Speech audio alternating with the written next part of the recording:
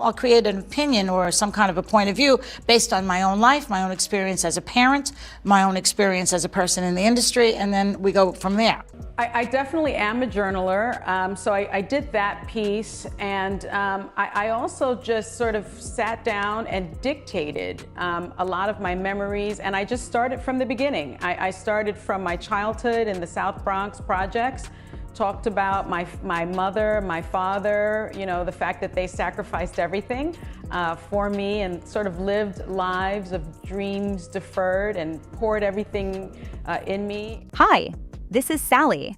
No one foresaw how dramatically The View would implode, or how quickly Joy Behar and Sunny Hostin's on-air chemistry would combust under relentless controversy. Yet here we are, looking back at a whirlwind of personal revelations, legal threats, and simmering resentments that boiled over in front of a national audience. For years, The View was a ratings magnet driven by pointed debates and outspoken hosts. But recent events involving Sunny's unsettling genealogical discovery, Melania Trump's rumored $100 million lawsuit, and Greg Gutfeld's biting commentary set the stage for an epic meltdown. By the time the dust settled, the show's longtime fans were left reeling, and network executives announced its abrupt cancellation, a move few had anticipated after so many seasons of public sparring. How did things spiral so far out of control? To understand the final Joy versus Sunny confrontation that sealed The View's fate, we have to revisit the tensions brewing behind the scenes. Insiders had whispered for months that the environment at The View was inching from lively debate into outright hostility. Producers, stage managers, and junior staffers all reported a shift in the air.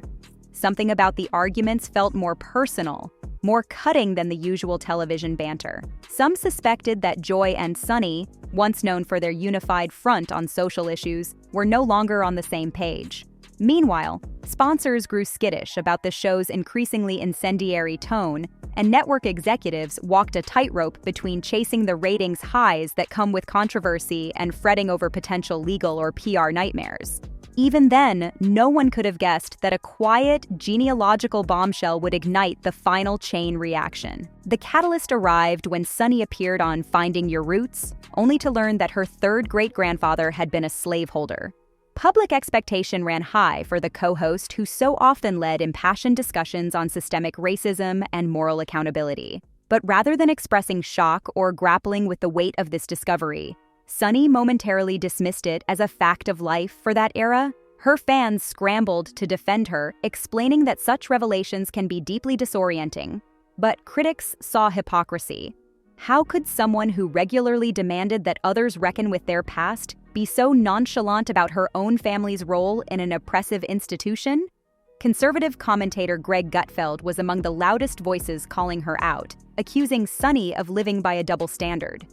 Before long, social media lit up with debates over whether her reaction undermined her credibility on issues of race.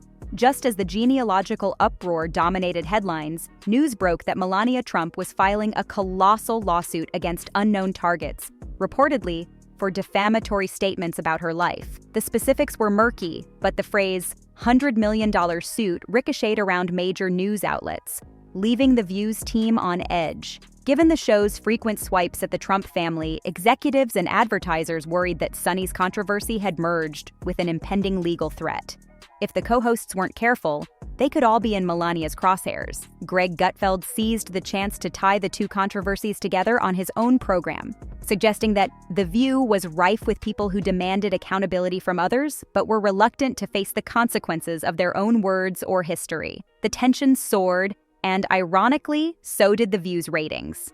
At least for a brief, white-hot moment. As audiences tuned in to watch how The View would handle these explosive topics, the show initially saw a surge in popularity. People were curious to see if Sunny would more fully address her family's slaveholding past and whether she'd counter Gutfeld's harsh judgments on air. However, higher ratings didn't calm advertisers. Many corporate sponsors saw the unfolding drama as a powder keg. They worried that potential lawsuits, swirling rumors, and off-the-cuff comments could reflect poorly on their brands. Even as the network reveled in the ratings bump, the big money behind the show began to pull away. Producers suddenly found themselves caught between pleasing viewers with the raw, unscripted edge that made The View a staple of daytime television and satisfying advertisers who hated unpredictability. Everything came to a head when Sunny implied on an episode that Joy's comedic commentary had drawn undue scrutiny, effectively handing Melania Trump a reason to file suit. Joy, renowned for her quick wit and blunt honesty, reacted with visible shock. Instead of deflecting, she went straight for the jugular, reminding Sunny that The View had always held others' feet to the fire for moral lapses, and questioning why Sunny seemed to sidestep her own ancestors' ties to slavery. This exchange escalated in seconds, morphing from standard daytime TV drama into a full-fledged brawl of words. Producers watched in disbelief as Joy, usually the show's comedic relief, delivered a scorching takedown of Sunny's apparent double standard. The clip went viral almost instantly, racking up millions of views online as pundits weighed in on who was at fault. Within days of that infamous episode, ABC announced that The View would be going on hiatus. Industry insiders, however, described it as a coded way of saying the show was finished. Viewers who had followed the co-hosts through countless controversies were stunned. The View had weathered everything from abrupt host departures to high-profile feuds, yet it had always bounced back. This time was different. Sponsors were pulling out, network executives grew wary of mounting litigation threats, and behind the scenes, the atmosphere had turned toxic. Co-hosts reportedly stopped speaking to each other, and producers scrambled to finalize staff severance packages.